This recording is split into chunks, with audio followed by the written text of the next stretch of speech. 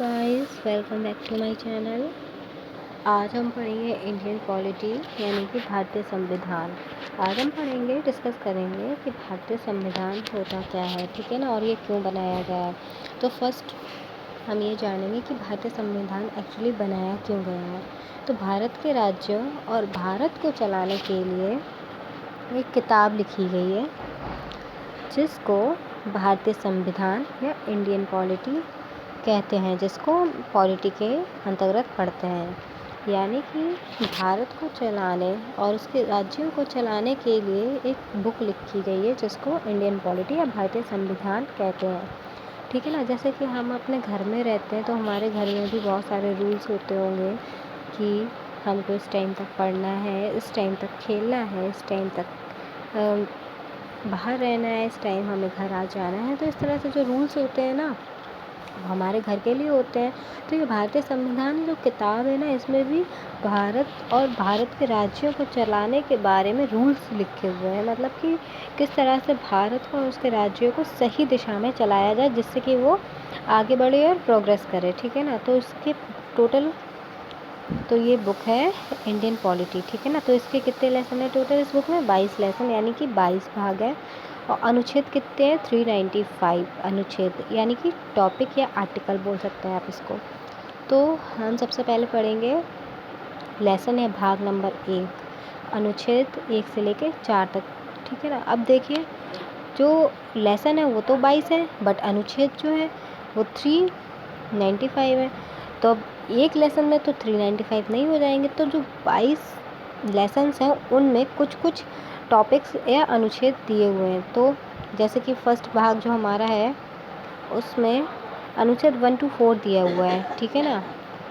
तो lesson number 1 जिसका नाम क्या है? The union and it's territory, यानी संघ एवं उसका राज्य क्षेत्र, जिसके अंतर्गत हम अनुच्छेद 1 से लेकर 4 के बारे में जानेंगे, ठीक है ना। तो आइए शुरू करते हैं। तो अनुच्छेद नंबर 1, ये अनुच्छेद हमें क्या बताता है? अनुच्छेद नंबर 1 यानी टॉपिक 1 हमें क्या बताता है? भारत राज्यों का संघ, यूनियन है, भारत राज्यों का यूनियन है। देखिए, यूनियन मीन्स होता है संघ, बट देखिए संघ संघ हिंदी में, इंग्लिश में तो 2 मीनिंग है संघ के, फेडरल और यूनियन। तो हम कैसे पता करेंगे कि कौन सा वाला संघ है, यूनियन वाला या फेडरल वाला? तो इस कन्फ्यूज़न को भी मैं दूर करती हूँ। देखिए, 3 तरह की कंट्रीज़ होती हैं, कन्फेडरल, फेडरल और यूनियन। कन्फेडरल कौन सी होती हैं? जिनके राज्य कभी भी अलग हो सकते हैं, यानी कि जो बहुत ज़्यादा वीक होती हैं, बहुत ज़्यादा कमज़ोर जो कंट्रीज़ होती हैं उनको कन्फेडरल यानी परिसंघ कहते हैं।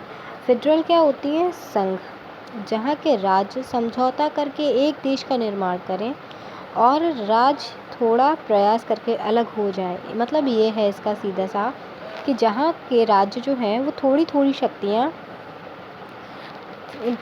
जो शक्तियाँ हैं वो देश को दे दें, जिसके थ्रू एक देश का निर्माण हो। फॉर एग्ज़ाम्पल, अमेरिका जो है वो एक फेडरल है, जैसे कि उसके जितने राज्य हैं सभी का फ्लैग अलग है बट करेंसी वहाँ की एक है। और अमेरिका की कोई भी राज्य कभी भी उससे अलग हो सकता है, थोड़ी सी प्रयास करके, थोड़ी सी कोशिश करके अमेरिका से कोई भी राज्य अलग हो सकता है, ठीक है ना। अब यूनियन क्या होता है? यूनियन मीन्स भी संघ होता है, फेडरल मीन्स भी संघ होता है, बट डिफरेंस देखिए दोनों में कितना है।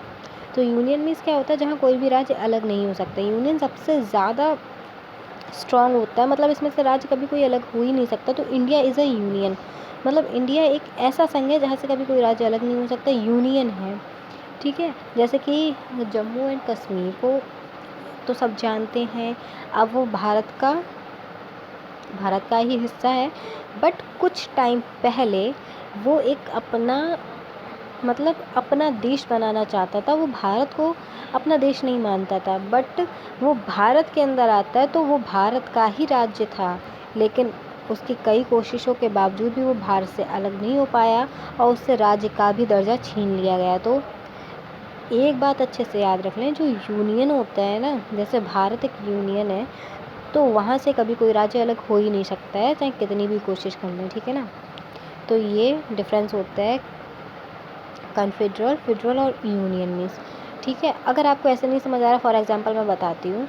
जैसे कि मान लीजिए कि एक दीवार हमको खड़ी करते हैं ईंटों की, ठीक है ना, नॉर्मल ईंटों की हमने दीवार खड़ी की है, उसमें से कभी भी हम एक ईंटा खींच लेंगे तो आराम से निकल आएगा। तो वो कन्फेडरल यानी कि कभी भी किसी भी राज्य को आसानी से अलग हो जाना कन्फेडरल में आ जाता है।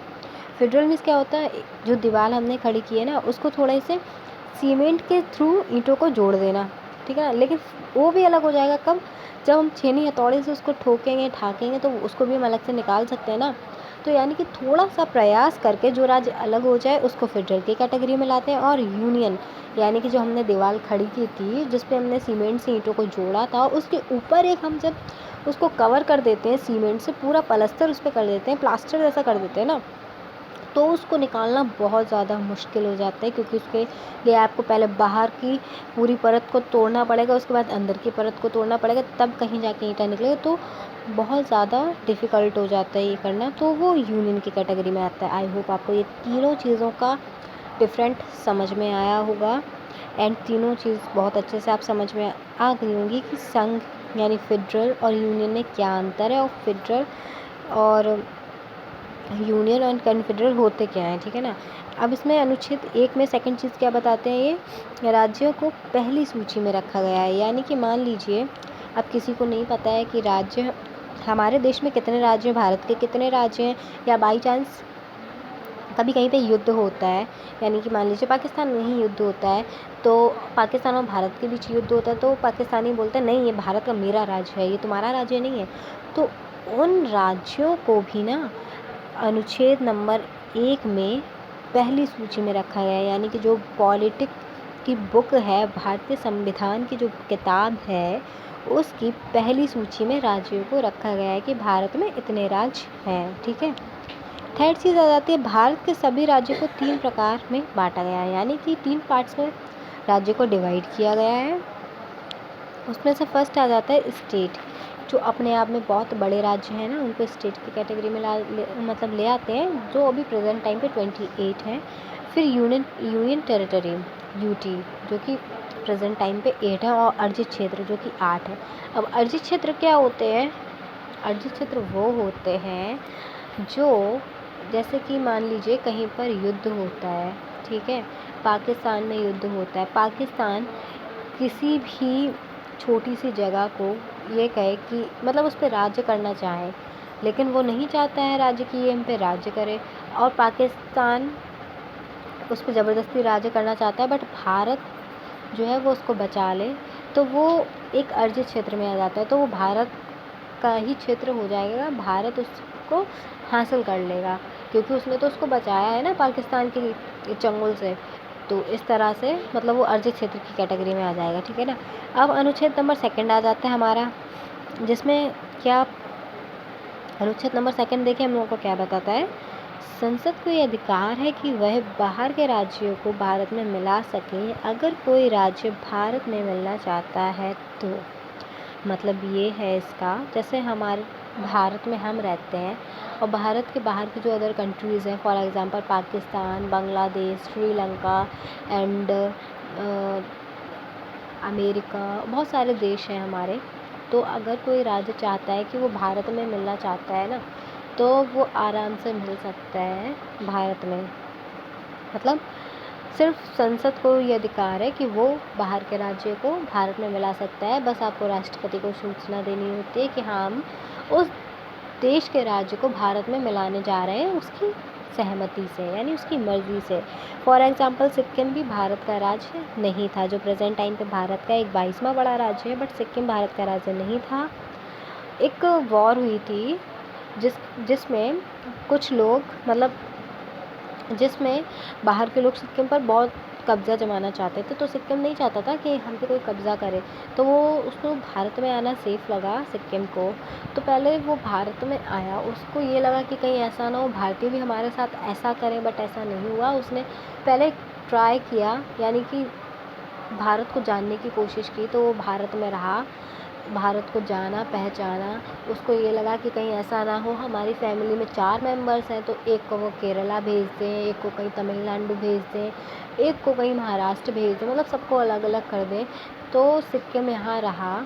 तो 35वां संशोधन 1974 में जो हुआ उसमें सिक्किम को सबसे पहले सह राज्य बनाया गया, यानी कि जो ना तो अदर किसी कंट्री का राज्य है और ना भारत का राज्य है, बस वो पड़ोसज राज्य है भारत का, ठीक है ना।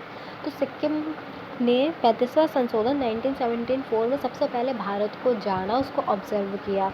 जब उसको लगा कि नहीं, भारत बहुत अच्छा है, हम इसमें रहने के लिए मतलब बहुत अच्छा है, भारत हमारे लिए बहुत ज़्यादा हर तरह से अधिकार देता है, तो फिर 36वां संशोधन 1975 को हुआ, जिसमें सिक्किम भारत में मिल गया और भारत का 22वां बड़ा राज्य बन गया, ठीक है ना।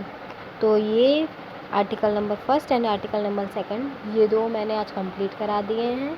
अब मैं आपको आगे आर्टिकल 2 कंप्लीट करा दूँगी, आर्टिकल 3 एंड आर्टिकल 4। उसके बाद हम लेसन नंबर 2 स्टार्ट करेंगे। आई होप आपको वीडियो अच्छी लगी हो, और अगर आपको कुछ भी समझ में नहीं आता है तो प्लीज़ मुझे कमेंट बॉक्स में बताएं। मैं पूरी कोशिश करूँगी कि आपको समझा सकूँ और एक प्रॉपर तरीके से वीडियो और अच्छे से बना सकूँ। तो please watch my video. Thank you for watching. Thank you.